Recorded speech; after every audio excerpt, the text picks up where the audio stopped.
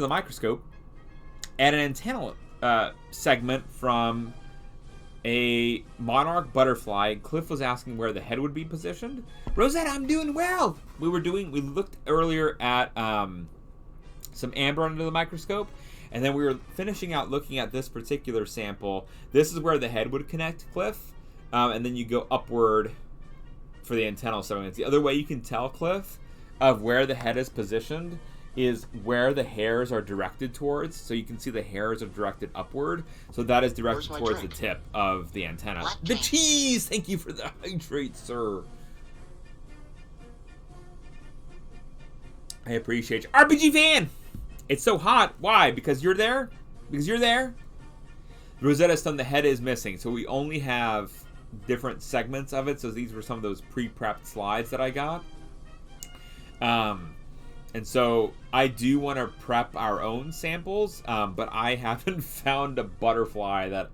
I don't want to just like go grab a random butterfly that's living its best life, right? I want to find something that's like already expired and it's like dried out and ready to be prepped as a sample, and I haven't found that. I have found actually like a cicada, a bumblebee, and a wasp that actually dried out, and we actually had the whole bodies, and we put them under the scope before.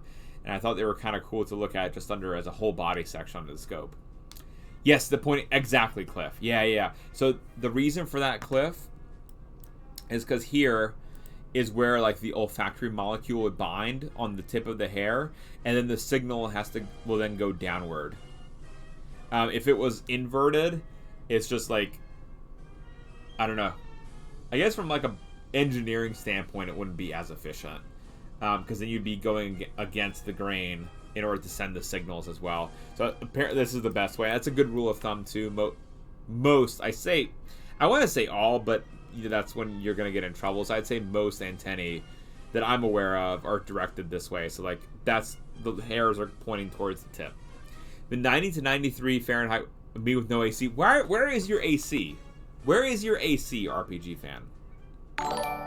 Little Ill Reaper, thank you for that follow. Welcome on into our colony. It's good to see you. Good to be part of it. I hope you're doing well.